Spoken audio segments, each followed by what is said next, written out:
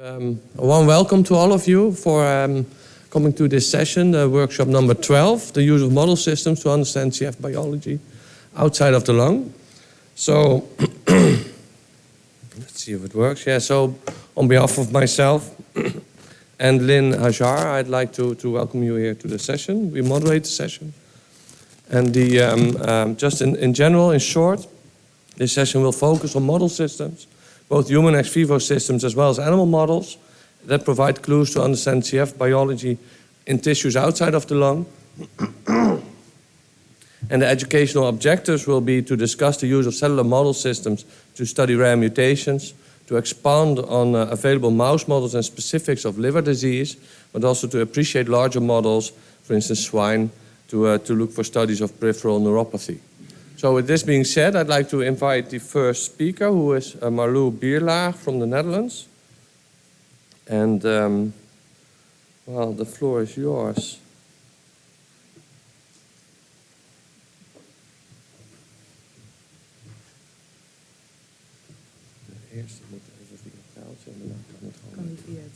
Great. Thank you very much. Let me see if I can, yeah, perfect. So from outside the lungs, we're going to the intestine, to the intestinal organoid system within the HIT-CF project. And today I would like to give you a broad overview of what the results we have obtained so far in the project. Not much to disclose other than that this project is funded by the Horizon 2020 grant. So HIT-CF Europe. It's a project that was initiated in 2018 and it's been run over 4 years now, which has the overarching goal to accelerate drug development for people with rare CFTR mutations, and also to get a step further in using the intestinal organoid model as a way to reallocate and get drugs to this patient group. And the approach we use in the project is using the intestinal organoid model, and specifically the FIS assay, as a predictive tool for clinical response. And as you can see here, after 4 years, we've made some progress, and we're at the point where we're starting to initiate the first clinical trial. Well, the HIT-CF the project is held within a consortium consisting of 2 CF organizations, different laboratories, different pharma companies, and especially this section has been changed quite some bit over the past 2 years, but we're now down with 3 pharma companies and 2 supportive companies. So I know that most of you will be familiar, but I remember myself being at the first Congress a few years ago, sitting in the room and thinking, what blowing things, what is it? So I'm briefly going to touch base on the first clinician-induced swelling assay, where we use intestinal organoids, which are harvested from intestinal biopsies from an individual. So every cell, every well we measure is representative of an individual, and what we see here is representative images of the organoids. So on the top panel here, you see the organoids of someone that doesn't have CF, and when you stimulate those organoids with forskolin, they really start to swell because the CFTR is on the inside, on the lumen. Chloride gets excreted, water follows, and since it's a round system, they start to swell. Here you see those organoids from a patient with a homozygous FI-del, and if you stimulate those, nothing happens.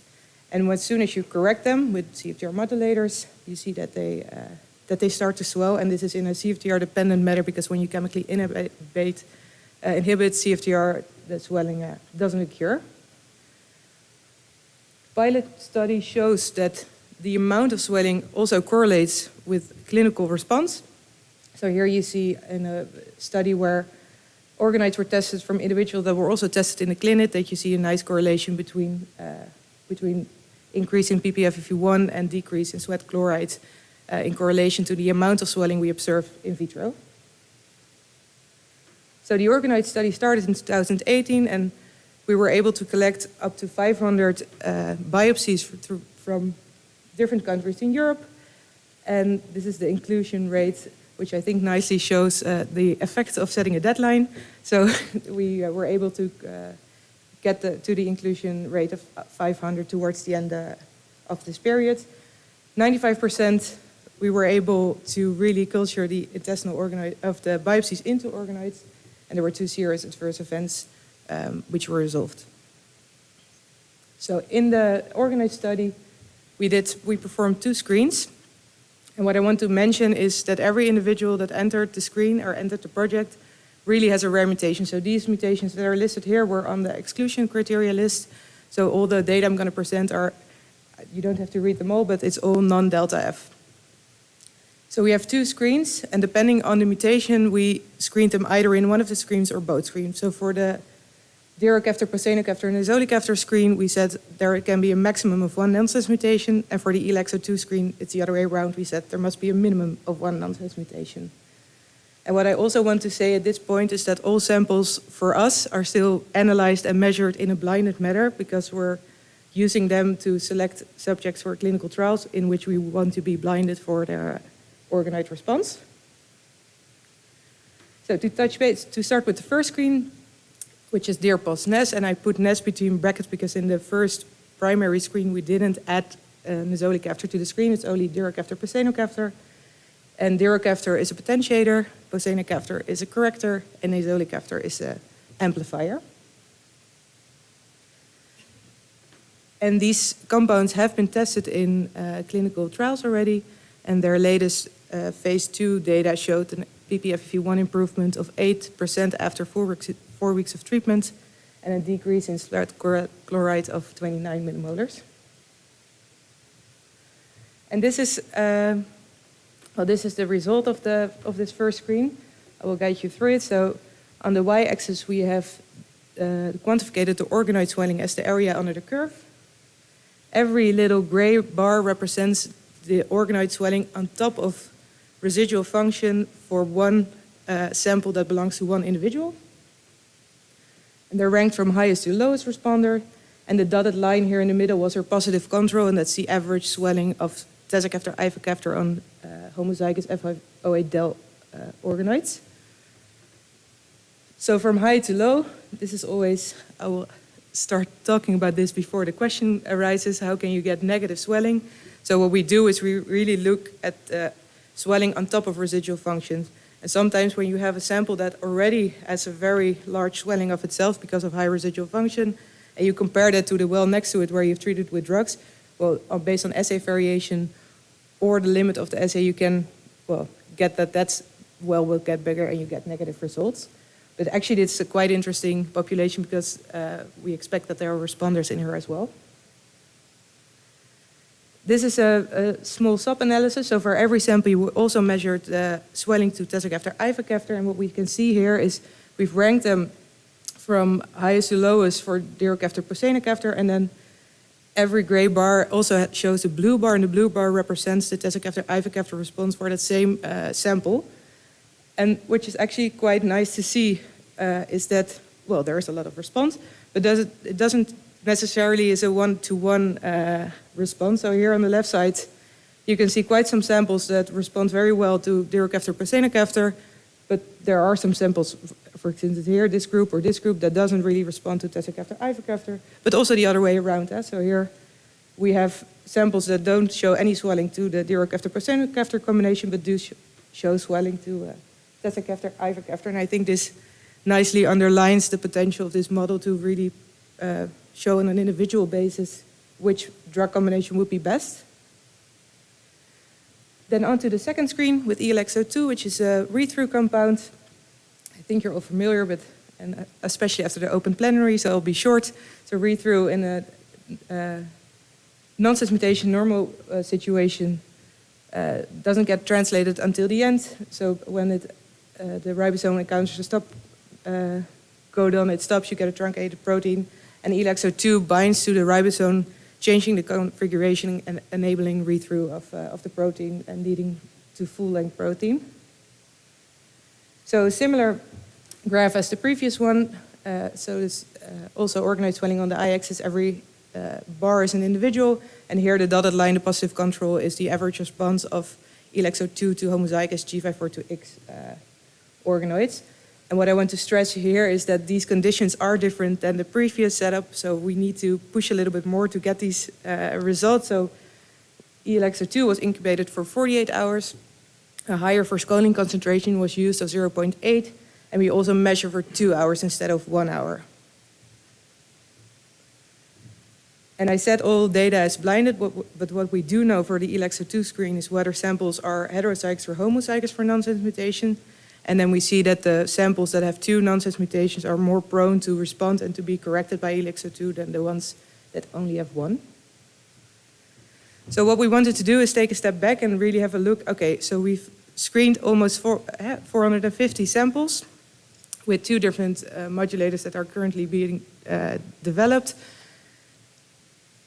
What do we think is the percentage, or how much of the patients with rare mutations that are represented by the HCF populations can be helped with these drugs? So we've made 3 categorizations, so low responders, medium responders, and high responders. And what I must say is, of course, and that's the big question, is we do not have a set lower boundary for swelling of which we know this is going to be correlating to clinical response. So what we do know is that an AUC under the 500 is very unlikely to be corresponding to clinical response, because we know this is the error around 0. So it's just a variation we can measure in our assay. Then we say medium is higher than this 500, but it's lower than the positive control that we used. And also those that we see pre-swelling in, so that we already see that they start to swell after incubation prior to forskolin addition. And high responders are those higher than the positive control we have. If we look at the individual screens, you can see the distribution over the 3 over the 3 classes. But if we take it all together, so for those that are screened in both screens, we're taking the best option out of the 3.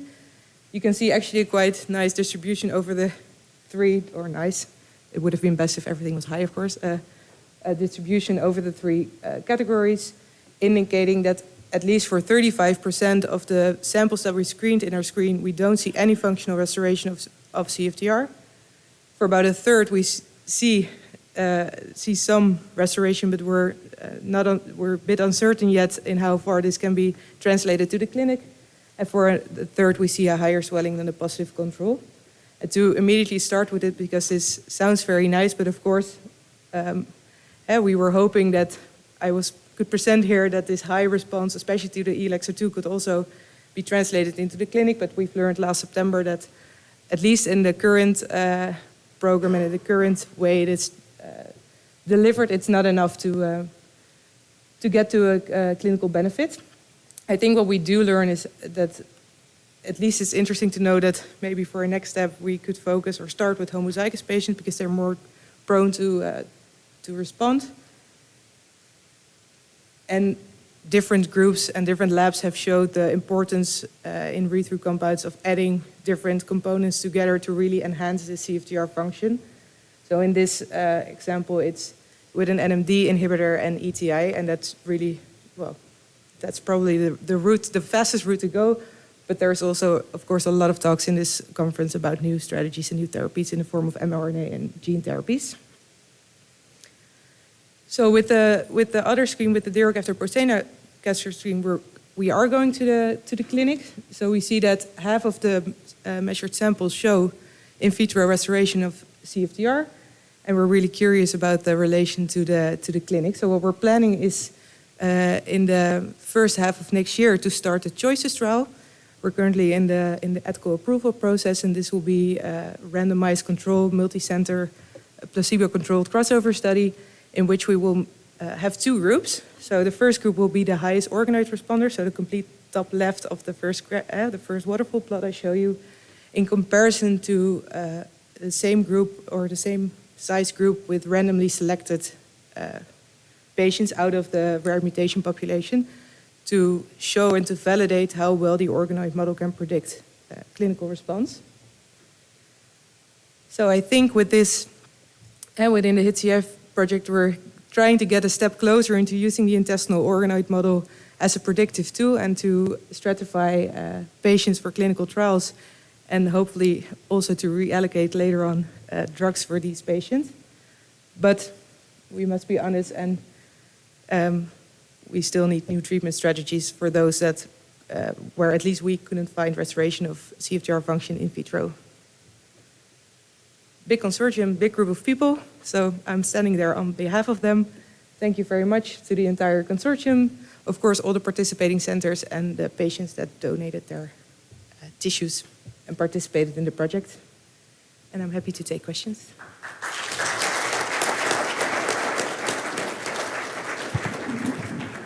Please enter any questions in the app. Or talk loudly. I guess I'll have just one from in terms of getting the biopsies. Like, Yeah. how difficult is that, or what kind of reception do you get? Do all people volunteer easily, or? So I think in our organized study, it was dependent on the site where the patients were recruited. So some sites have a presence to take forceps biopsies, so during a colonoscopy. And what we do in our site, and which was the other half, is by forceps. It's a suction device. Actually, I perform them myself in our center, and it's rather easy in the sense it's about 5 minutes. It's pain-free, and it's more that patients feel a bit awkward to have it to have their biopsy taken, and that it's a painful procedure or anything. Everyone always says at the end when they're done, like, oh, the enema that you have to give before to clean out the bowel is being perceived as more inconvenient or more annoying than the biopsy itself.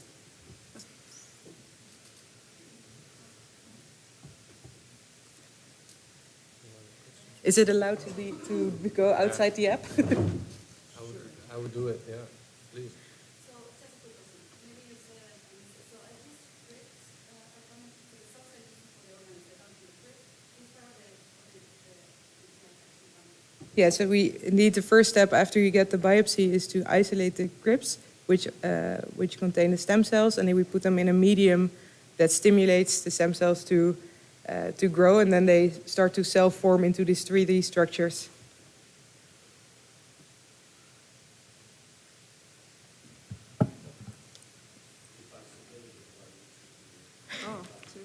Oh yeah, here it is, yeah.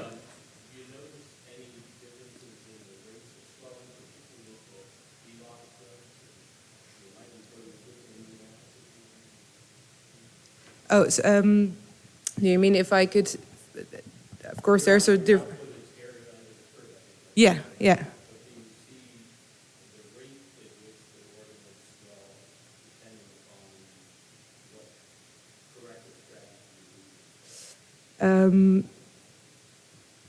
So what we're trying to look at is what we've seen so far is only the differences between homozygous and heterozygous. I think I don't really understand the question. That's a. Yeah. Yeah. Yeah.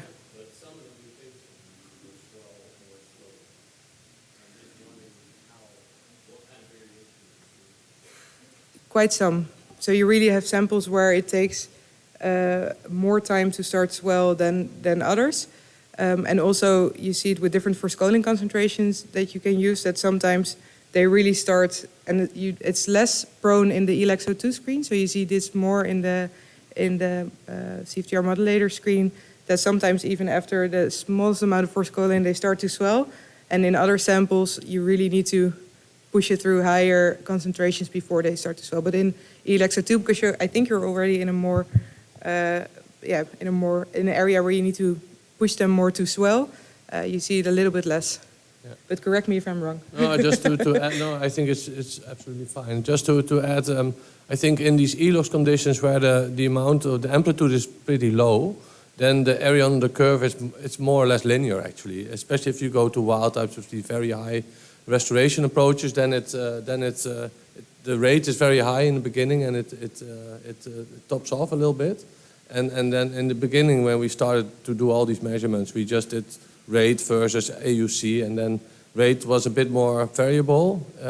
So this is why we did the AUC, to just also compensate a little bit for this quick event. But for ELOX, I think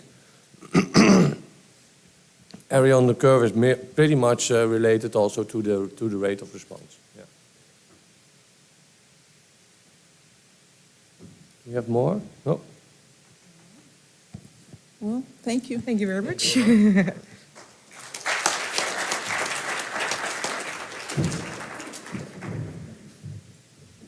All right, so our next speaker is Alice Eastman, who's a grad student at Johns Hopkins University. Even though she shows up white on the app there, but so her title of her talk is Single-Cell RNA Sequencing, or going over her single-cell RNA sequencing data and CFTR functional analysis of human eccrine sweat glands. And if you want to come up here, let's see. There you go. Thank you. Thank you for that introduction. Yeah, my name is Alice Eastman. I'm at Johns Hopkins, and I'm in the cutting lab working with Neeraj Sharma.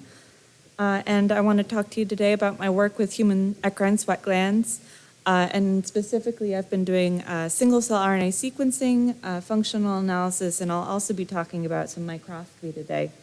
And I'd like to frame this with the frame of mind of investigations for CF genotype-phenotype heterogeneity. I have no disclosures. First, I'd like to go over a little bit of eccrine sweat gland anatomy because it's not very commonly seen, and I'll be using the names of a couple of these structures and cell types later on. So the eccrine sweat gland can be divided into two parts, essentially. At the bottom, the squiggly bit is the secretory gland, and then up towards the surface of the skin is the reabsorptive or resorptive duct. So in the secretory coil, you have three types of cells. On the inner secretory layer, you have clear cells and dark cells. And then around these cells is a second layer of myoepithelial cells, which are contractile, spindle-shaped cells that actually push the sweat up through the gland. And then in the resorptive duct, you have luminal cells on the inside and basal cells on the outside. And those are both just a pretty standard cuboidal arrangement. So elevated sweat chloride concentration. Most of you probably know that high sweat chloride concentrations are diagnostic for CF, and 60 millimole per liter is diagnostic.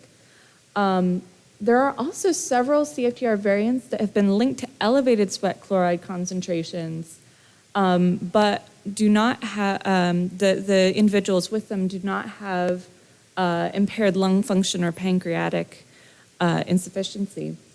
And this is when these variants are intrans with CF causing CFTR alleles.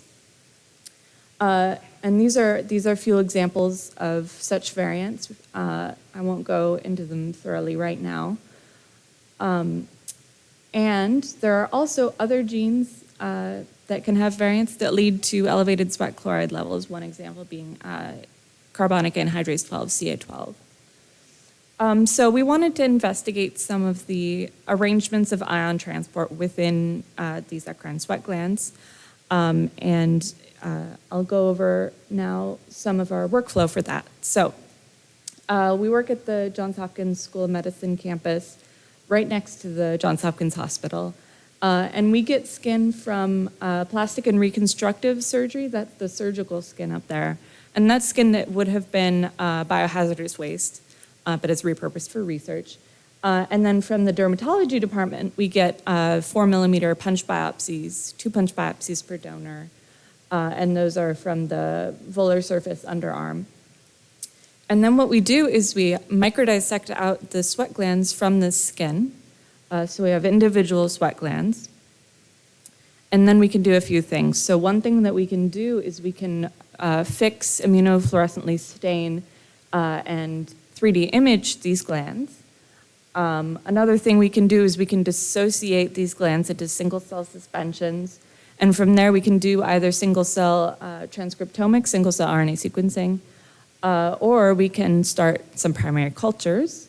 And from there, we can do CFTR functional quantification or quantification of other ionic species. So first, I'll start with some microscopy. Oh, that's interesting. Okay, so before I talk about the 3D stuff, I wanted to show you a picture that I really like. So this is two-dimensional immunostaining, and this is from a frozen slide section of skin. And CA2, carbonic anhydrase 2, is a marker for clear cells that I mentioned before. So what we're looking at is a cross-section of the secretory coil portion. And in red, we have CFTR. And CFTR, I just wanted to point out that what we're seeing is CFTR appears to be, here, I'm going to use my pointer. CFTR appears to be apically located. And it does appear to be at or near tight junctions in a lot of cases. I also wanted to point out that some cells have quite a bit more CFTR than others. And those are just my observations on this. And then for the 3D work, we, excuse me, we fix the sweat glands, the whole sweat glands, in a hydrogel matrix of acrylamide bisacrylamide. And here we see an example where S100A2 is a marker that stains the outer layer of the ductal glands, so both the basal ductal cells and the myoepithelial cells, so the outside cells along the whole structure. And then in green here, we have CFTR. So I wanted to show that we can see CFTR throughout the entire structure. And here you just have to tell which structure is which based on, well, you can tell based on the diameter. So we can see that it's both in the ductal portions here and in the coil portions. So next I'd like to talk about the single-cell transcriptomics. So to orient everyone who might not be familiar, we take all of the mRNA from each cell, we reverse transcribe into cDNA, and then we know which cell everything is from, it's all barcoded, and then we sequence all of that. So what we're seeing here is a UMAP projection, so a dimensionality reduction technique, and each dot in this UMAP represents the entire transcriptome of a cell. And the proximity of each dot to one another represents the similarity of those transcriptomes. So with this kind of plot, we can then use marker genes for various cell types to infer which clusters represent which cell types. And from there, we can learn more about those individual cell types using their transcriptomes. So this was a single-cell RNA sequencing of the microdissected glands. And one thing I wanted to point out is that we see a lot of cell types that are not eccrine sweat gland cell types. So we see immune cells and fibroblasts, pericytes, and endothelial cells, as well as the cell types that we're looking for, even though these are microdissected out. And that's to be expected and is also interesting.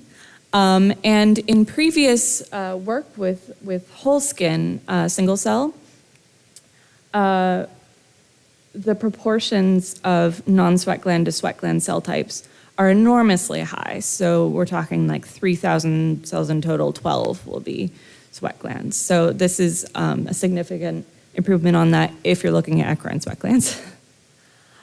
So what we do here is we take out only the eccrine sweat gland cell types. And when we're comparing all these cells to one another only, we can also see a distinct cell population that expresses both dark cell and ductal cell markers. So I labeled those here as transitional cells. And I also wanted to show you that there are a couple ways to visualize UMAPs, and we can do that in 2 and 3 dimensions. And those are both useful in their own ways. So I wanted to give you guys a little bit of a feeling for what sorts of things we look for when we have this vast array of data that we're viewing in this sort of visual form. And I want to show you how it can be used to leverage, how it can be leveraged to find new genes of interest and new pathways that are interesting. So this violin, this is the same UMAP from before, and then this stacked violin plot here is showing the top 20 genes that are differentially regulated between these different cell types, and in particular are upregulated in the clear cells. So you can see here that levels are higher in this cell type. And one thing we can see here is there are some genes that we know are marker genes for the clear cells. And in fact, some of them were used to define those as clear cells. So that's a good thing to see. And then we also see a few genes where there's low expression everywhere but the clear cells or clear cells and transitional cells, and high expression in the clear cells. And those we define to be good markers or genes of interest. So this one I kept even though it has expression in the transitional cells too, because I thought that was really interesting and I wanted to see why that is. We can also use this data to look at genes that we are interested in a priori, and because I know where I am, I wanted to show you guys CFTR. So here we're seeing CFTR being expressed, so yellow is more highly expressed and blue is less relative to one another. And here we're seeing CFTR expression in the clear cells as expected, and then also in the transitional cells. In literature, what we see is clear cell and ductal cell expression. I'm not seeing CFTR expression in the ductal cells per se, but in these transitional cells. And that can certainly be due to a lot of factors. That does not necessarily mean there is not CFTR in ductal cells. There certainly is. But that's probably due to dropout in our data set. But seeing CFTR in these transitional cell types allows us to develop a hypothesis that it's present there and it's active there. And hypotheses that are derived from single-cell RNA sequencing must be validated in vivo. And that brings us back to our imaging and will also bring us to the functional analysis. So functional analysis in primary culture. These cells, what we can do with the single cell suspension other than cDNA library preparation is we can grow primary cultures. And we grow these very similarly to how we grow nasal epithelial cells, H&E cells. Excuse me. So these are grown on irradiated 3T3 mouse fibroblasts, and they're conditionally reprogrammed with the ROCK inhibitor. And we can grow them on filters in both expansion and then differentiation media, and then use short circuit current measures in Using chambers to look at the functionality of various ion transporters. So quickly here, carbachol is an activator of ENaC, where amiloride is an antagonist.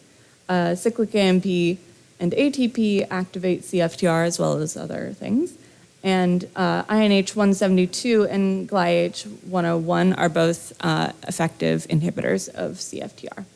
So what we see here, these are both essentially the same except for which CFTR inhibitor we'll use. So I'll walk through this one. When we add carbachol, we get a small response. The response is actually pretty significant in cells as they're expanding, but here it's small. And then we get a significant amiloride drop.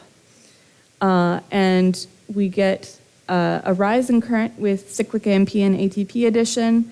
And then from both INH172 and GlyH101, we get a significant drop in current that is suggestive of CFTR functional presence in these cultured cells. So some of the points that I really want to drive home here.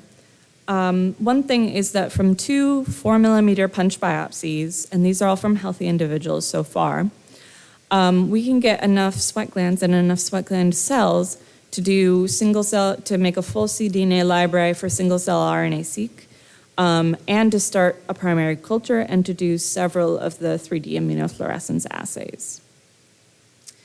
With this baseline transcriptomic profile that we've made and these images of healthy tissue, that we've taken, we're at a point now where we can start exploring tissue from people with eccrine sweat gland associated disorders such as hyperhidrosis, hypohidrosis, and hydrosis. And of course, we can look at eccrine sweat glands in people with CF. And with people who have high sweat chlorides from CFTR variants and do not have lung phenotypes. Thank you all for listening. I have acknowledgements and I would love to take questions.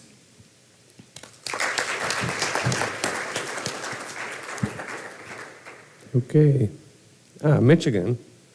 So, where are the CFTR expressing transition cells physically located? And the room lighting made the fluorescence hard to see. So that's a common, sorry. I guess. Yeah. So what I'm calling the transitional cells are cells that are expressing both secretory and ductal markers. So my assumption and my hypothesis is that these are the cells right between the secretory gland and the reabsorptive duct, where the cells are sort of transitioning more from pyramidal to cuboidal and losing the myeloepithelial cells on the outside. That's where I believe these transitional cells to be. That being said, I need to validate that again in vitro. So I will be taking, I'll be using what I have from the single cell to find good markers for these transitional cells other than the markers I use to create them. And then I'll be staining for them and I'll be looking specifically for where those are. But that is where I believe they are. I also have a question. So the CFTR antibody staining, a long time ago in my CF career, we started also staining these apical sites of ciliated cells, and the staining was real. But when you move on and you include more CFTR null donors, actually the staining remained high as well. So have you looked at your so it's indicating a specific signal of the antibody stain. So what is the antibody you're using to stain CFTR? Right. Have you done CFTR null donors as well already? So we have not looked at CFTR null donors in this, but we have we understand that it is tricky with the CFTR antibody staining. So we've been very careful with that. One thing we've done is use one CFTR antibody and then several different secondary antibodies to see if they're co-localizing in the same place. We've also used several different CFTR antibodies. I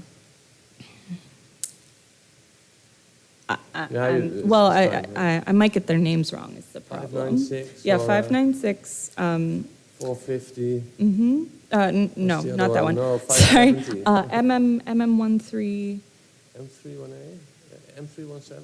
I don't know. Long time ago, yeah. M3A7. Acronyms are not my specialty. Yeah.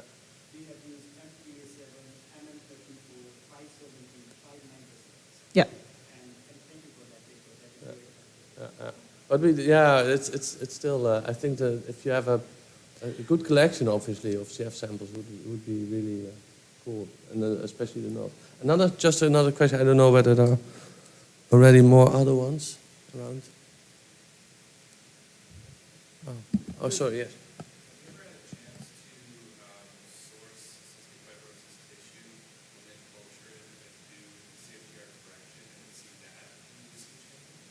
So far, all of this tissue is. Have we had a chance to source CF tissue and then look at the short circuit with correction, right? Mm-hmm. Right. Have we been able to do modulator tests in short circuit experiments with CF tissue? We have not yet. So far, we have been optimizing and setting up all of these protocols using tissue that is self-reported to be healthy, no known skin diseases or eccrine sweat gland related diseases. There's one last question on the Q&A, and it's what cells express ENaC? ENaC, we see, that's a very good question. ENaC we see in ductal cells primarily.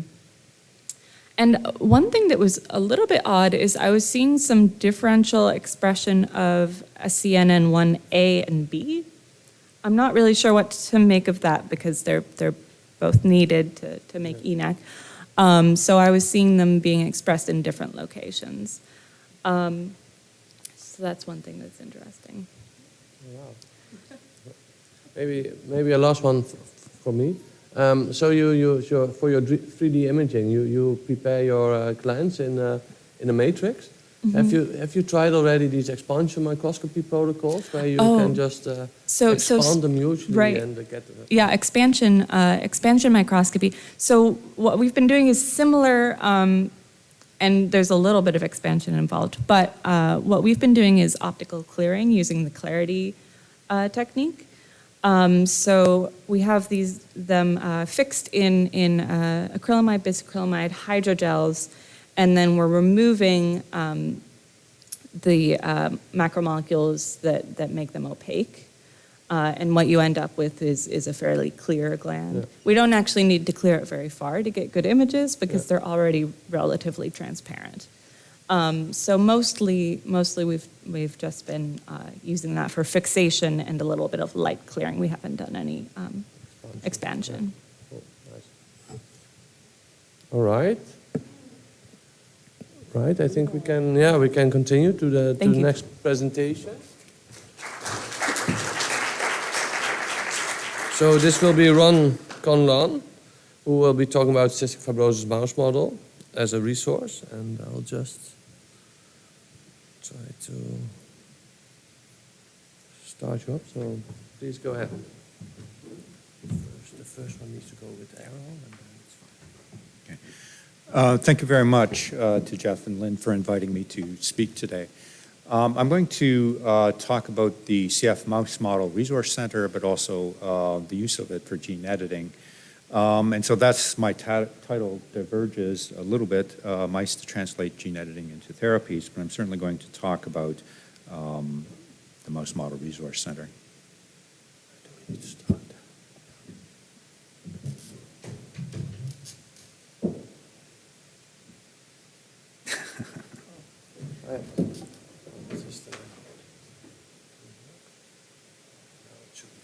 Okay. So I have no disclosures. So I want to emphasize that this is your CF Mouse Models Resource Center. We are supported by the CF Foundation, and we have a website, cfmice.org. And what we do is we generate mouse models for you. We've done a lot that is internally motivated for our local researchers and ourselves, but we also take requests from other people.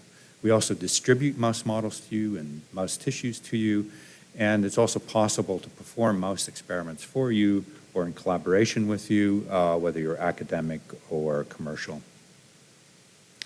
We have mice for many reasons. I'm going to focus on gene editing, but certainly we have mice of different types for different purposes. So in keeping with some of the older literature, we have typical null mutations in CFTR, as well as we created conditional and revertible CFTR mutants that allow us to ask what tissues CFTR is required in and what cells it's sufficient in, as well as making some of the disease variants directly in the mouse gene.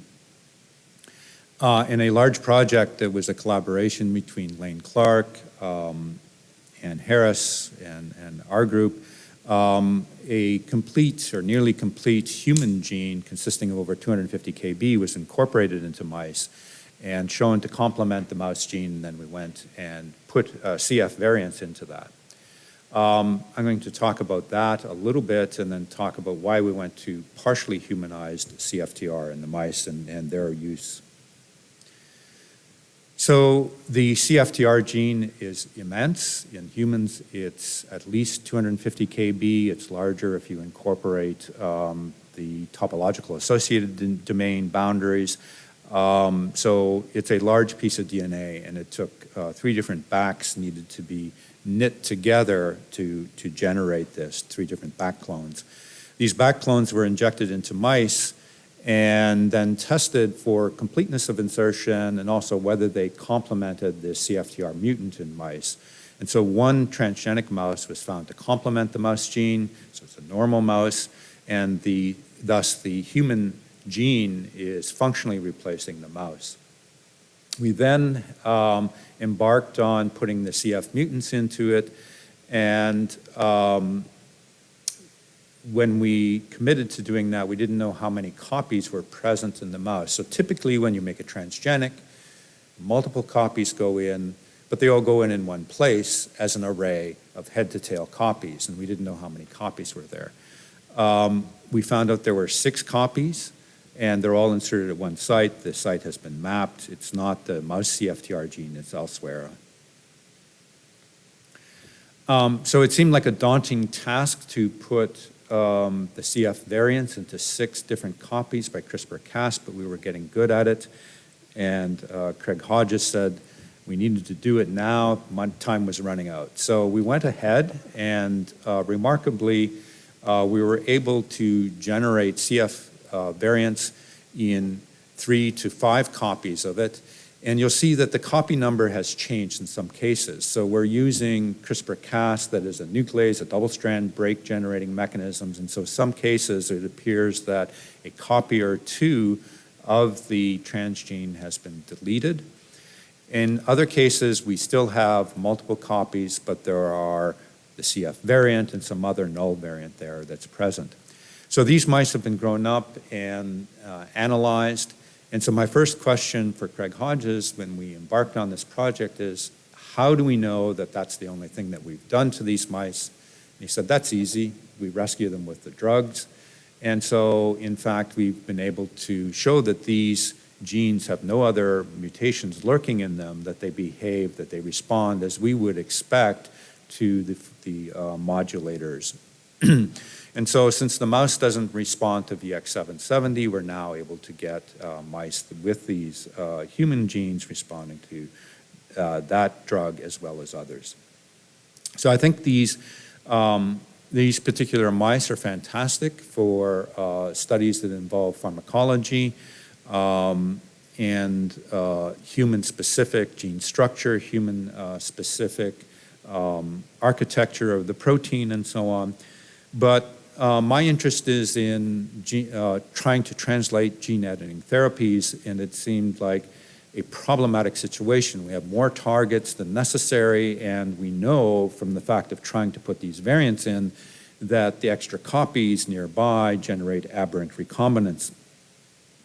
And so we wanted to generate a new set of mice that were great substrates for gene editing translational attempts. And so we had already generated CF variants within the mouse, but all of these gene editing reagents are highly sequence specific. And so we wanted to have the local sequence context that we would use in humans within the mouse. And so that was our goal in the next set of mice. So you can see that in this particular part of the gene, in exon 12 around residue 542, there's pretty high conservation from mouse to human, but there are sequence variants between the 2 species, both at the DNA and amino acid level. And certainly if you're a gene editor, you can look at that and you can pick out by eye where the guide RNAs might go, and you can see that those variants would fall where the guide RNAs would be binding. And so it seemed reasonable that we needed to humanize the mouse. The way that we went about that was by doing small segments. Generating that human transgenic mouse with 250 kb was an enormously difficult task. It involved a lot of efforts. And I think that the issue there is purely physical. Long DNA shears very easily, and driving it through a microinjection pipette shears it, and you get all these fragments that insert. Dealing with small DNA is easier, and with CRISPR-Cas, we can get the rates up very high. So it seemed reasonable that we could go in and try to replace a single exon of the mouse gene with human sequence, shown here in cyan, where the mouse sequences are in the white.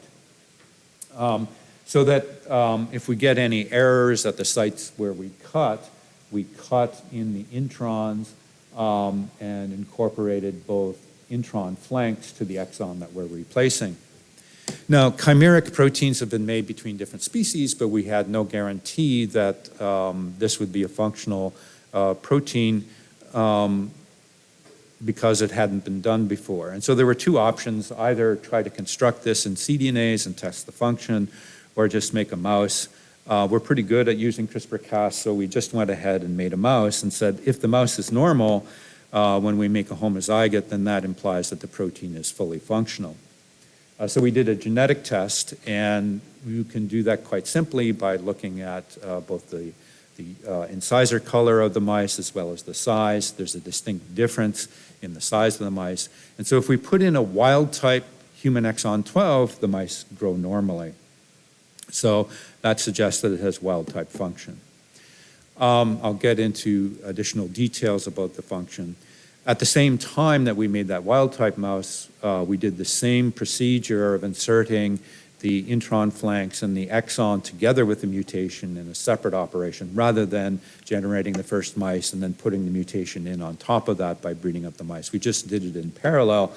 And one of the mutations that we put in was G542X in exon 12. So at the molecular level, the question is, with the stop mutations, do we get nonsense-mediated decay? And so what is shown here in the dotted line is the normal level of the mouse CFTR transcript. And then in dark gray, we have the human exon 12, and it's sort of around 100% of the mouse transcript. And so insertion of that single exon isn't disrupting the mRNA levels, at least significantly, across these different tissues. Then with the G542X mutation in the mouse sequence, we get reduction in the amount of mRNA, presumably due to nonsense-mediated decay, and we see similar levels of reduction in the human exon containing G542X, consistent again with nonsense-mediated decay, which is expected. The wild-type mice, when you, the mice with the wild-type human exon 12 grow normally. The heterozygotes with G542X human over G542X human grow normally. 2 copies of G542X in human sequence has a CF phenotype in terms of growth. If we look at it in terms of survival, largely due to intestinal obstruction, we see the same sort of situation, that the wild-type human sequences support full survival, and the homozygotes for the human sequence behave very much like the mouse sequence.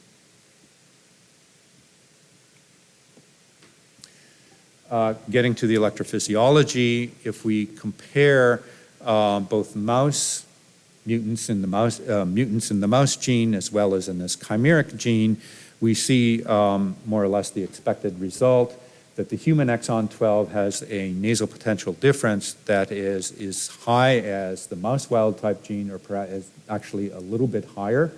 And then the G542X mutant, irrespective of whether it's in mouse or human sequence, behaves the same and has no nasal potential difference. Same thing for intestinal short circuit. Again, sometimes the human wild-type sequence in this context is behaving a little better than the mouse sequence.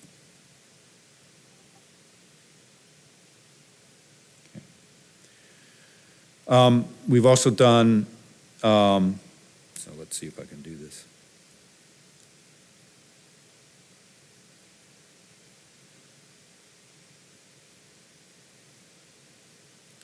Intestinal organoid swelling assays.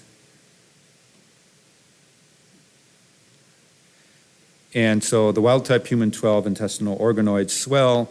The G542X human exon 12's organoids do not. Again, we're left with the question, is this the only mutation that's there? And one test of that is, can we use a read-through agent? And like several other groups have done and shown throughout this meeting, in combination with other drugs, can we get swelling of the G542X human exons? So in this case, we're using the read-through promoter G418, along with the SMIG1 inhibitor, and a couple of modulators. And this is the quantification of that, showing that we get near wild type restoration with this cocktail of different drugs, showing that indeed stacking the different drugs help. We've also explored, we made these to explore gene editing and translate gene editing into therapies. So in this situation, we're using intestinal organoids prepared from the human exon 12 with the G542X mutation. They've been electroporated with gene editing reagents as dispersed single cells, seeded into matrigel, and then assayed for swelling. And we get swelling of some organoids, some but not all. The rates of swelling are actually pretty impressive. We were blown away at the rates that Craig Hodges' lab was able to obtain. These are the sorts of levels of correction that we get when we inject mouse eggs. So it's as if the reagents are getting into every cell. So this, we're looking, again, we've electroporated single cells. Single cells are seeded into matrigel. Each single cell, if it's a stem cell, will presumably grow into an organoid. And so the percent of swelled organoids say that we're getting a correction rate of about 30% of the cells at the earlier stage. This is really a fantastic assay for gene editing. It's like doing genetics on the lac operon in E. coli. The growth of these cells is clonal. We can test heritability and so on. So single cells are electroporated, they're seeded in, stem cell generates a single organoid. We can, Craig's lab can pick the organoids and pass them and ask, do they continue to swell? Is that a heritable phenotype? And then we can sequence those past organoids that swelled and say, are they homogeneous? Are they truly clonal in their genetic constitution? In fact, they are. So this is a different mutation. This is W1242X, that is, or 1282X, sorry, that has been made in the mouse gene, not in the human sequence, and we get similar levels of correction. You pick those organoids, swelled organoid, 100% of the descendant organoids continue to swell. So in addition to G542X, we've also made the R553X mutation in human exon 12. We've done the same sort of process for human exon 11 and put in F508del. All of these different mutations have been validated. They behave as expected, both as wild type and as homozygous mutant, and they're available for you. We intend to do a lot more of this, so we've continued doing pairs of wild type and mutant exons, exon 3 along with E60X, exon 23 with W1282X, exon 26 with Q1411X, and we have others cooking as well. So some of these are in various stages of production, not yet ready for distribution, but we're here to serve you. You can work with these mice before we even publish on them. We want to validate them and make sure they're good before we, waste your time. We don't want to waste your time. So lastly, I just want to preach a little bit. I think, gene editing, getting gene editing therapies will be difficult. And to do this, we can't just roll the dice and try things in non-human primates. I think we have to assume that the task will be difficult and try to break this down into component parts, looking at editing efficiency, off-target effects, delivery, tolerability, and outcomes. And then we need to build a pipeline to translate this, and we need to coordinate it across animal models and coordinate it with the eventual clinical trials. So we need to think about that hard, and outcomes and endpoints across the animal models. So I've gone on long. I want to credit Craig Hodges, who is my collaborator and partner in all of this, and please don't call me Craig anymore. It's very flattering, but we're different.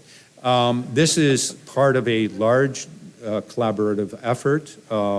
It involves my transgenic core, which is Weihong Zhang, David LePage, and Rachel Mann, Craig's lab, and then also the collaboration of Mitch and Tom Kelly. Thanks.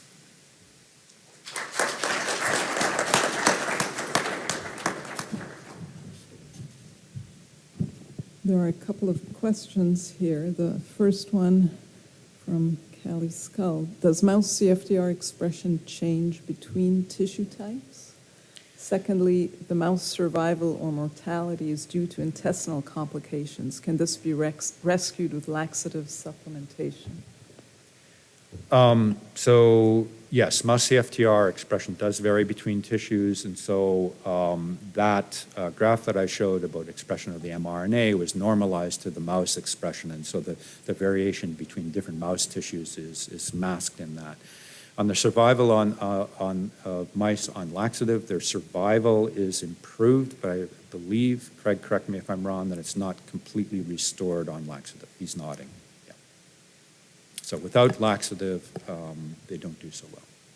They do better, but they don't survive completely. And the second question, I had a question. I mean, I know it's a huge amount of effort to make all these paired models with a human wild-type allele and then the mutant wild-type or mutant human allele. And I was just wondering, initially in your back transgenics, if you had screened multiple different founders, maybe could you have found one with a single copy back transgene? So I agree that a single copy human transgene would be fantastic. Just to give you an idea of the scale of that, we recognized it would be difficult to get that mouse, and so several groups were assigned the task of trying to make that mouse. Lane Clark and our own group, we tried very hard ourselves at Case to make that mouse, and we were unable to obtain it. Lane, I believe, outsourced it to Charles River, and they got one mouse. It was an enormous effort to get that one mouse. I think that there is a problem in the technology there, and part of it is just is driven by the physical size of the DNA. I think that now that we have this mouse, what I would like to explore is whether we can reduce it to a single copy. So there are LOXP sites there. There are also Cree tricks that we can try, and if we can get a single copy of the human gene, we can then put in the proper mutants. We can test to see that it's fully functional. We can even add the parts that Ann Harris thinks are missing or knows are missing right out to the TAD boundaries and get a fully functional human gene. So I think that that's well worthwhile because we would really like to have, as much as possible, a representative gene. We're partway there, let's go all the way. Please go ahead. How challenging or how impossible is it to target the introns instead of the exons, specifically getting like 5Q70G? There's no difference. I mean, if we're making small changes by CRISPR-Cas, it's ridiculously easy. And introns versus exons, no difference. So certainly, we have made intronic changes, humanization. So there was a splice site mutation put into the human gene, the complete human gene, transgene. So yeah, no problem. It's all, CRISPR-Cas is agnostic as to whether it's intron or exon. Maybe a quick one from me. So the 30% efficacy of gene editing of intestinal cells is pretty high, right? So is this based on, so do you transfect or electroporate the Cas9 protein or still the old-fashioned plasmids? So this was done with Cas9 RNPs and an oligo, it was done without a lot of optimization. So now Craig's lab is going back and saying, well, we're good, but can we get those rates up higher? I was absolutely blown away by the level of correction he was able to get, because that's what we get in mouse eggs. And we know we've microinjected an egg, we've got it in. And usually the rate limiting factor is introduction of the materials. And so can we get more persistent? Are there other formulations, changes in concentration?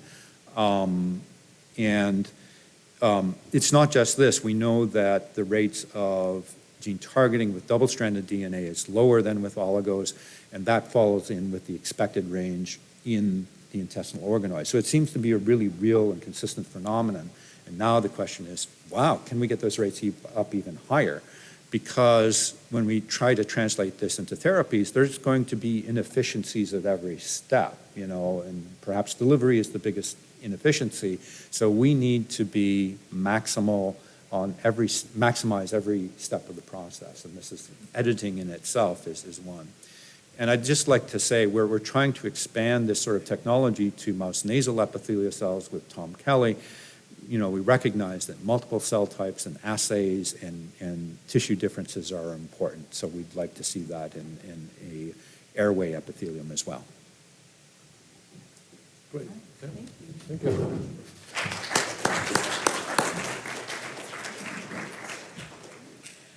So our next speaker is Romina Fiorotto, who is an assistant professor in the section of digestive diseases at Yale School of Medicine. And she'll be talking about the prominent role of gut dysbiosis. Why isn't it coming on? Right. Oh, here we go. Duh. Would help if I hit the start button. The prominent role of gut dysbiosis in the pathogenesis of CF-related cholangiopathy. And that, there we go.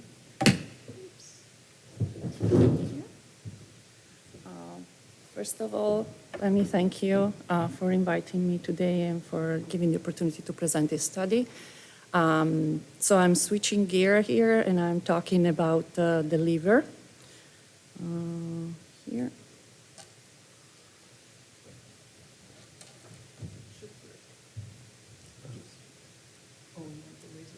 No, I think we need. It should be good. Okay. Okay. So I don't have disclosure. So the liver disease is actually a severe complication of cystic fibrosis and also a primary cause of death. And the pathogenesis of CFLD is not well defined yet, and that's why I'm here talking today. And is primarily, whether it's primarily attributed to the secretory dysfunction that we have in the liver because of the lack of CFTR in the biliary epithelia that are also called, the cells are also called cholangiocytes and are the cells that line the biliary epithelium along the liver. So in normal condition, CFTR on the biliary epithelia together with the anion exchange 2 is responsible for the fluidification and alkalinization of the bile along its trip toward the intestine, to the duodenum, for digestive needing. But when CFTR is mutated, what happens is that the bile change compositions and also the amount of the pH, and so it becomes more sticky.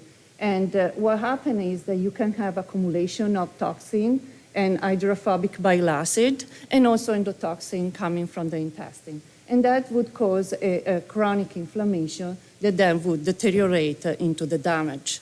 But this explanation, however, doesn't completely fulfill what we see in the patients, because most of these patients don't have a plug when we do, we don't see plug in their bile duct. And also, not all the patients with the mutation develop the liver disease. So what we think is that liver disease in CF could be the result of a second hit or multiple hit.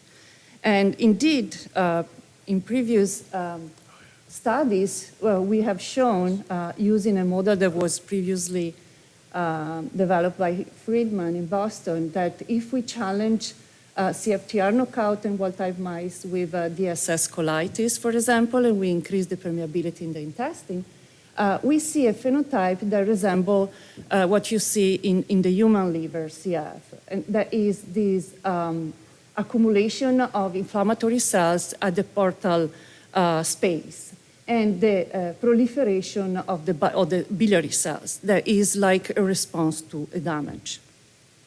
We also have shown that if we isolate cholangiocyte, and we have done this both with mouse model and with iPS-derived cholangiocyte, and we challenge them with LPS, we see an aberrant inflammatory response, meaning that they are more reactive. And indeed, we also show that when CFTR is now in the membrane, we have also alteration of ultrastructure in these cells. Therefore, we know that endotoxin, this is an example of a second hit because we are giving them, we are challenging them with endotoxin. And in the liver, we know that endotoxin are usually coming from the intestine through the portal circulation. So we think that the intestine could actually be a good cause of the disease. And so the aim of this study was indeed to investigate the gut-liver interaction in CF and their pathogenetic role in CFLD. For addressing our hypothesis, we use this experimental design. So we use wild-type and knockout mice that we compare with CFTR gut-corrected mice that have the human CFTR reintroduced in the intestine. We collected their feces at the time of the weaning when we were changing the diet to peptamen, and we were co-housing them to stabilize normalize the microbiota in the three genotype. And then we were recollecting their feces at 6 weeks, so 3 weeks after co-housing. In some of them, we were treating with DSS and with antibiotic. As a readout, we look at the microbiota composition at both the intestinal and the liver phenotype, and we did some experiment of microbiota transfer. First, we look at the microbiota. We compare the diversity in the three genotypes. Here you can see this graph represents the Shannon index. That is a way to measure the richness of the microbiota. And you can see at age of 3 weeks and age of 6 weeks that more or less we have the same pictures. So knockout mice have a decrease in diversity, while wild-type and gut-corrected are quite similar.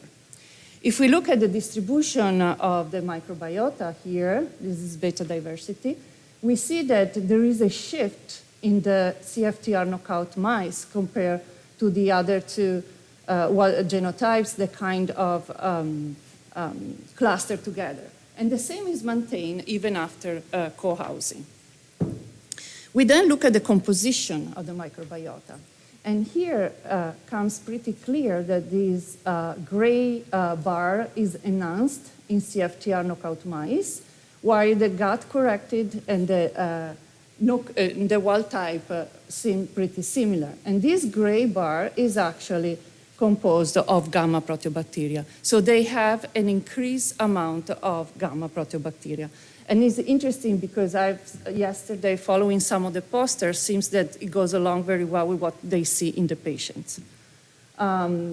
If we go more deep into the analysis at the feature level, and we follow these differences between 3 weeks and 6 weeks, what we see more prominent in CF mice is an increase of Enterobacteriaceae, both here and maintained after 6 weeks.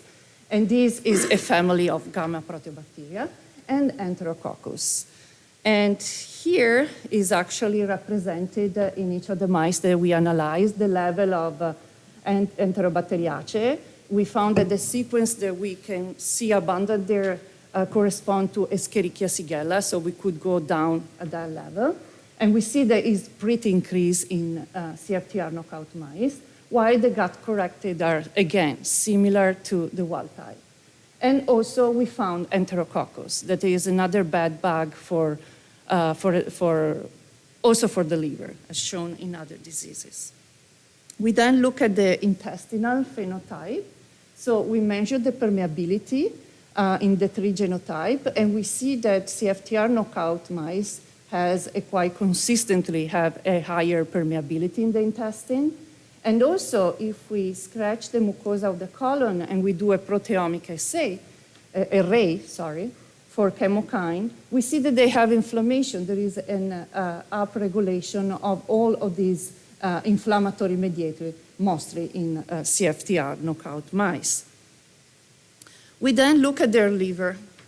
So we see that, so we stain them for CK19. CK19 is a marker of, to recognize the biliary cells. And when we see that these biliary cells are aberrantly proliferating, we say there is a damage to the biliary epithelium. And that's why they are trying to repair it and proliferate. And so this, for us, is a way to measure the biliary damage. And then we look at CD45 in this liver. And as we see, the gut-corrected knockout have a normal liver compared with the wild type. And also, we don't see much difference in inflammation in CD45 infiltration. But here in the gut CFTR knockout, as shown by the analysis, we have an increase. It's not a big increase. We have seen much more with DSS, but we see an increase in bile duct proliferation and an increase in inflammation. And as you can see here, all the cells, the CD45 positive cells, goes close attached to the bile ducts. We also did for the liver a proteomic array, and we see also in this case that we have an aberrant upregulation of many of these inflammatory mediators.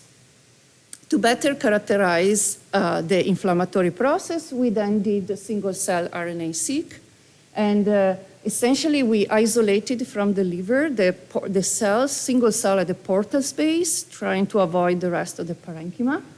And here this UMAP that nicely the previous presenter explained how to read it, but here it shows all the cells that we kind of isolate, and these are all the 3 genotype together. So I'm just showing the different cells. But if we separate sample-wise the composition, we see here that in knockout mice, we have an expansion of this yellow and this green part that is correspond to neutrophil and T cells. So we confirm that there is an amplification of inflammation in the CFTR knockout liver, while the gut-corrected has a little bit more abundant immune cells, because, I mean, the correction is only in the intestine, but still is more similar to the wild type. And if we further compare the biliary cells in the CFTR knockout mice versus the wild type by enrichment analysis, we indeed see that these cells are attracting neutrophil and are responding to bacterial bioproducts. So we then decide to treat the gut-corrected knockout mice with DSS and see if, given the second hit, we can induce a phenotype. But they seem to be protected. So that means that the CFTR, the intestine, is the expression of CFTR in the intestine is sufficient to protect them also from the liver damage. Next, we ask the question whether if we take this microbiota itself and we transfer in a normal mouse, it is sufficient to induce the liver disease. So we took the fecal microbiota from wild type, gut corrected, and CFTR knockout mice, and we transplant in wild type germ-free mice. So here the intestine is normal.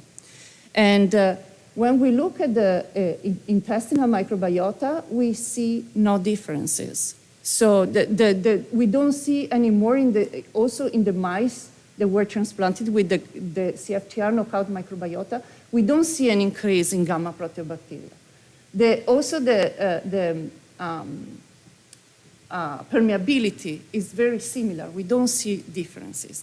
And again, if we look at the liver phenotype, we don't see proliferation of bile duct and we don't see inflammation, meaning that the microbiota itself is not enough to cause the disease, but you need also the intestinal defect. Next, we treat these mice with antibiotics. So we treated specifically with neomycin and polymycin that we know are targeting the gamma proteobacteria. And we did a long treatment of 1 month, starting early after weaning of the mice. And what we found is that we are, actually was quite surprised, that we are increasing diversity in the CFTR knockout mice. And what was stunning was the significant decrease, the significant decrease in the intestinal permeability. Then we look at the liver and we see the normalization here. There is no more proliferation. And the amount of CD45 is significantly reduced in these mice. So altogether, these data can be summarized in this picture. And what we have seen is the loss of CFTR in the liver increased this cholangiocyte susceptibility to respond to bacterial and bacterial bioproducts coming from the intestine. The loss of CFTR in the intestine causes mucosal inflammation, the reduced intestinal barrier, and alter the composition of the microbiota.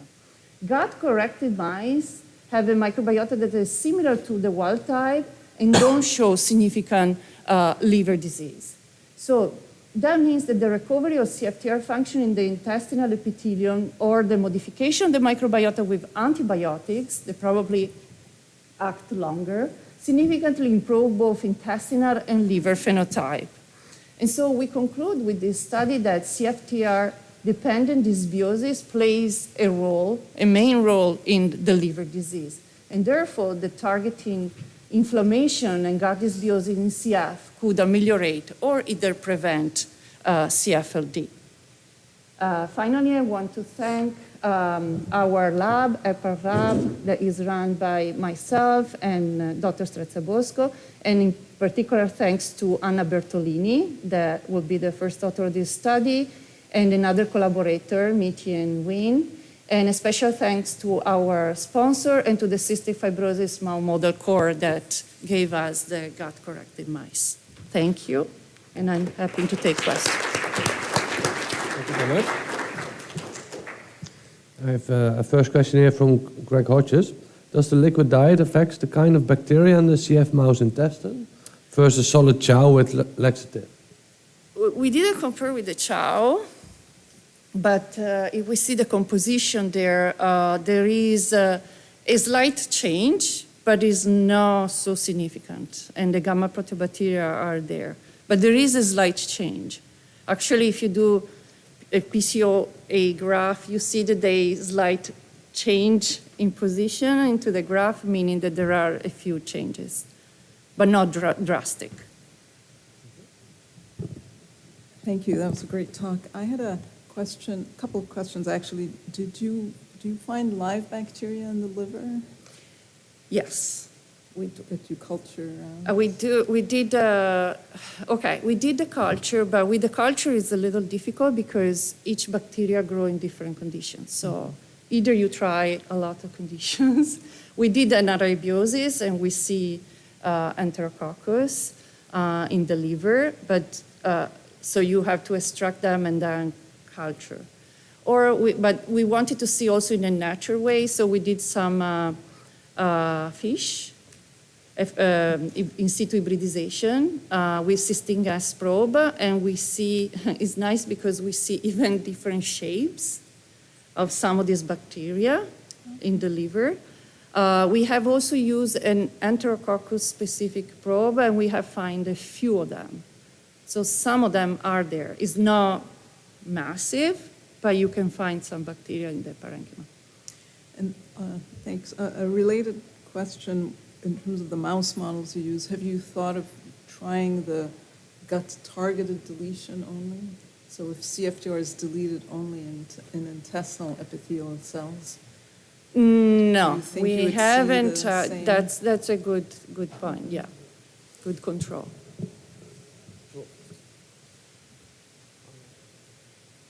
Any other questions? All right. So you mentioned that the CF gut physiology is needed in order to see changes in microbial abundance and permeability. Did you look at other factors related to physiology besides inflammatory or permeability markers? E.g.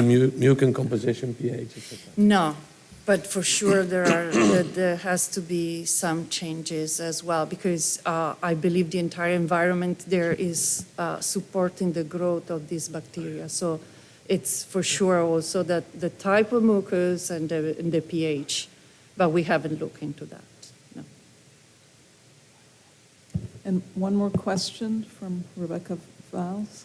Can you speculate as to what metabolites from the inflamed CF gut microbiota might be causing inflammation?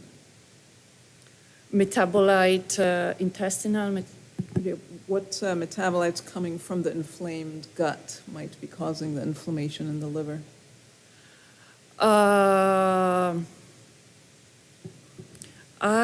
We haven't looked into that, but probably more that could be.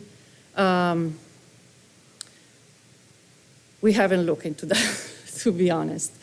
Is something that we want actually to pursue and do some metabolomic analysis and see what is there that could be coming up and doing. So I would be guessing, but I have no idea. Okay, thank you very much for Thank you. presentation. Thank you.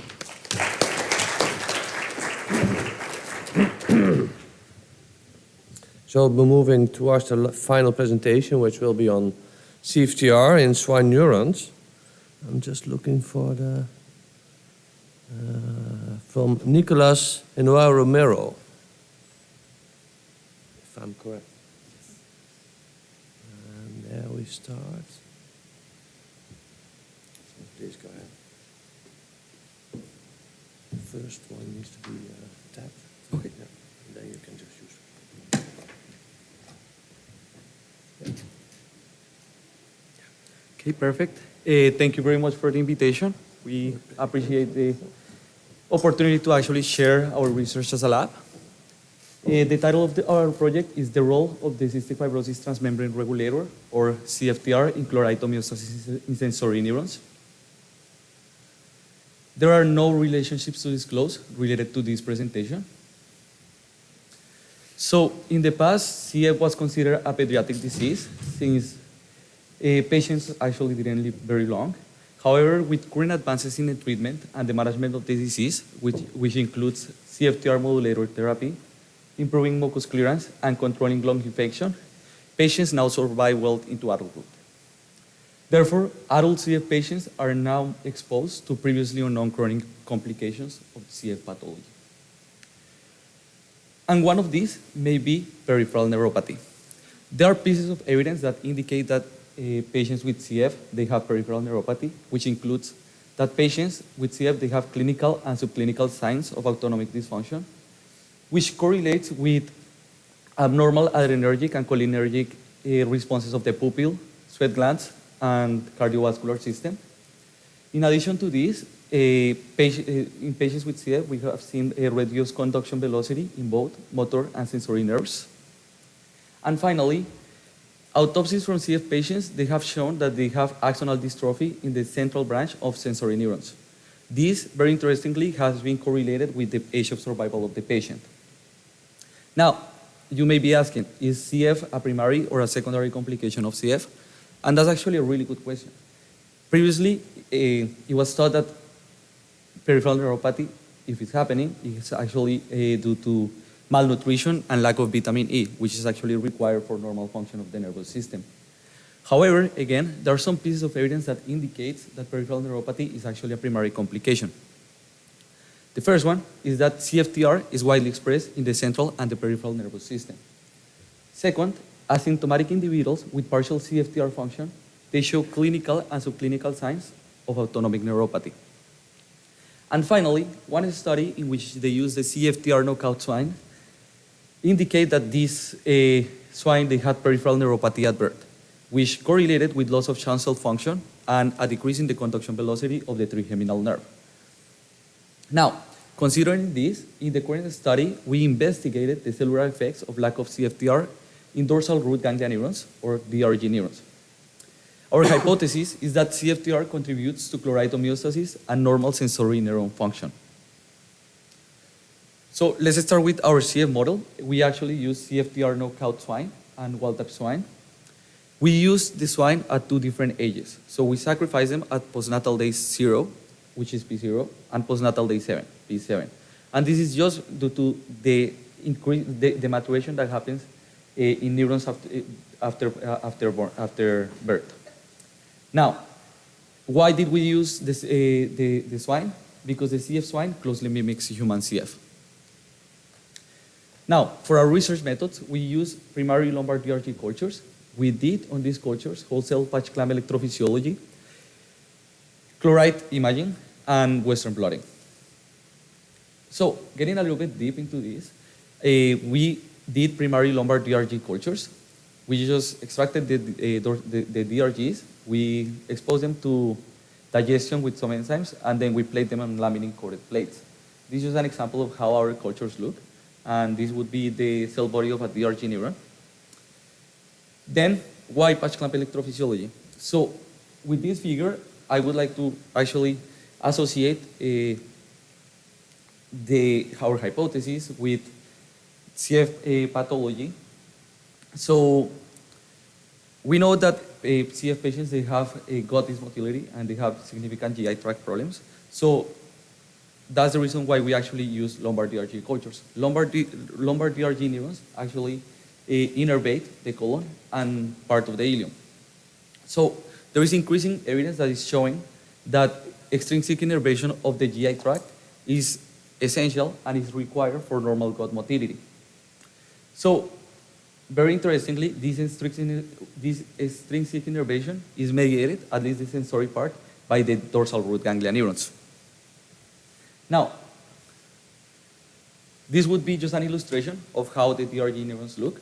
These are pseudo-unipolar neurons, meaning that one axon protrudes out of the cell body, and it has a peripheral branch and a central branch. So we actually studied 2 different parameters in these cells. The first one would be capsaicin currents. That would be at the peripheral end of the cell. And then we also study transmission of action potentials, or action potential firing frequency. So in our first figure, we found impaired excitability in the DRG neurons from the CF swine. So we stimulated action potential firing through injecting different steps of current. And then we compared the action potential firing frequency at the step in which they fired the most. As you can see here, the wild type from P0 to P7 actually went through a maturation stage in which there was an increase in action potential firing. On the other hand, in the CF group, we can see that this actually didn't happen from P0 to P7. And there was a significant decrease in action potential firing from wild type P7 to CF P7. Now, in terms of capsaicin current, and now this would be analog to the peripheral end, this is just a trace of a capsaicin current. We expose the cells to 1 micromolar capsaicin for 1 second, and then we compare 2 different parameters in this currents. The first one would be the amplitude, and as you can see here, again, there was a maturation in which there was an increase in the amplitude of capsaicin current that went from wild type P0 to wild type P7. And actually, did actually happen on the CF group from CF P0 to CF P7. But we again see a difference, at least in the P7 group, in which there is a decrease in the amplitude of the capsaicin currents in the CF P7 group. In terms of the charge, that would be the area under the curve, or the amount of current that is going at a specific amount of time. We again see this maturation, but it's not happening on the CF group. And again, we see a decrease in the charge from wild type P7 to CF P7. Now, does CFTR regulates chloride homeostasis in the DRG neurons? So to study this, we use a chloride-sensitive dye that is called MQAE. MQAE is quenched by chloride, meaning that low chloride concentrations will result in increased fluorescence intensity. while high chloride concentrations will result in decreased fluorescence intensity. After that, we actually wanted to study some of the pathways that the literature has been describing that they are important in regulating chloride homeostasis in these DRG neurons. And some evidence in some other tissues actually indicates that they actually interact with CFTR. So the first thing that we found with the MQAE was that there was decreased intracellular chloride levels in the DRG neurons from the CF swine.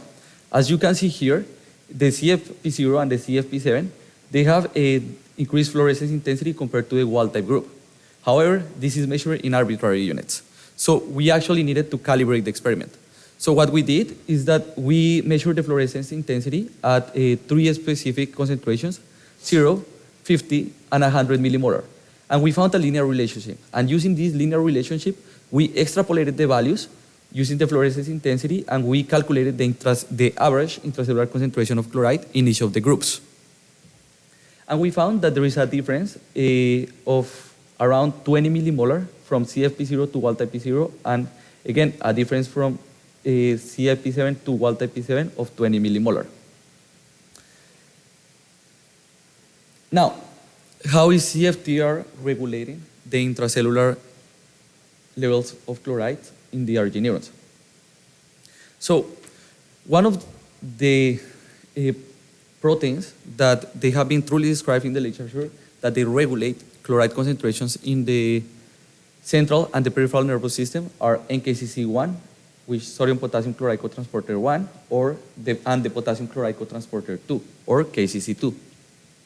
So NKCC1 actually mediates the movement of chloride from the outside into the inside of the cell, while KCC2 mediates the movement of chloride from the outside from the inside to the outside of the cell. So different expression profiles of these two proteins usually set up the intracellular concentration of chloride in these cells. In DRG neurons, however, KCC2 expression still remains controversial and is believed to be very lowly expressed compared to NKCC1. So the main transporter that regulates the concentration of chloride in DRG neurons, according to literature, is actually NKCC1.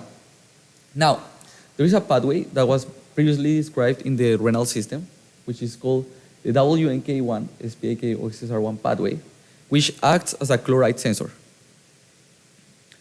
This pathway, there is some evidence that shows that interacts directly with NKCC1. When it is activated, actually increases the expression of NKCC1, which causes an increase in the intracellular levels of chloride. In addition to this, there is a bidirectional interaction between CFTR and this pathway.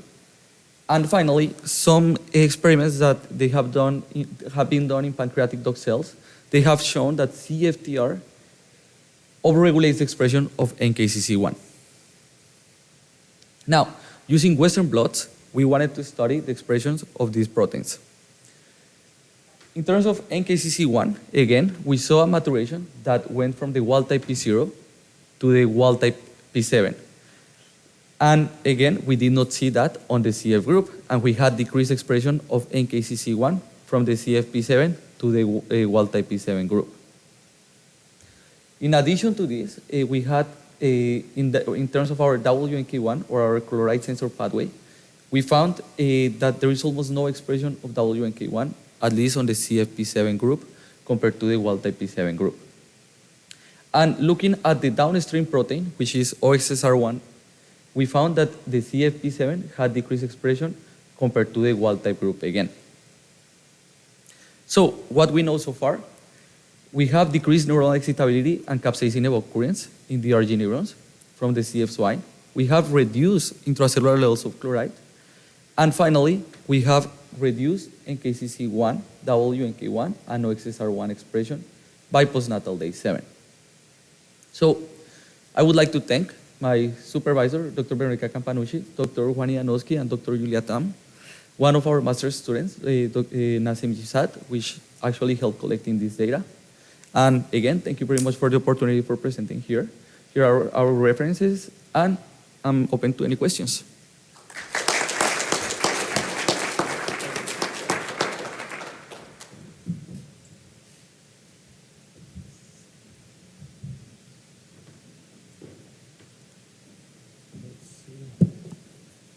see any questions online.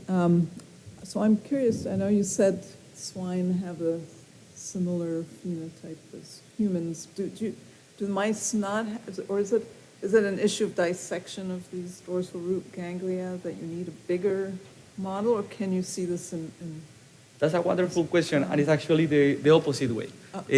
Dissections would be actually perfect in CF mice. We are actually doing some work on CF mice as well. But we get bigger cells in the swine DRG neurons. So we actually have to compensate for that. But the protocol is similar between wild type and between the swine and the mice. However, again, the CF swine is the one that mostly mimics the CF pathology in humans. Yeah. So, Ween's back play a critical role in the kidney, regulating ROCK-A and they were looking at cellular chloride concentrations in the kidney, any cell type in the kidney, in the CF kidney. Maybe we rephrase the question also. Absolutely. So you're asking if someone who has been looking for the changes in the intracellular concentration of chloride in kidney cells according to the WNK1, SPAK, or XR1 pathway. So I think that I have seen that. I'm a little bit unfamiliar with the kidney literature. However, for example, this pathway has been studied in the central nervous system, which shows some information actually, because we know how important is chloride, the intracellular concentration of chloride in these cells, particularly because GABA, which is the main inhibitory neurotransmitter in the brain, is a chloride channel, as well as glycine. So much CFTR in the kidney. Absolutely, and I think that I will have to read a little bit more about that to answer better your question. But thank you very much for the question. Do you think you can restore these phenotypes by CFTR modulated treatment? I guess in the pig it's difficult to do. Absolutely. So that's a good question. So here we are using the CFTR knockout swine. So the modulators wouldn't be able to do anything just because we cannot express something that is not being expressed in some way or modulate. But for example, this is a very interesting topic because we can actually use this in, for example, the Delta 508 mice and study these modulators, for example, in these types of mice. And in vitro, are there in vitro models? Excuse me? Are there in vitro models with these for these observations already? In vitro models. So you mean in vitro models, DRG neurons that immortalize DRG neurons? Yeah, or just try to make some sort of neuronal system. It's complicated. I heard that, for example, there are some that we use in the lab that they are from ganglia, sympathetic ganglia, that are immortalized, but we usually work with primary cultures as well, because these cells that are immortalized electrophysiologically, they behave different than what they behave when we have primary cultures. Yeah. So it's hard to do electrophysiology in these cultures as well.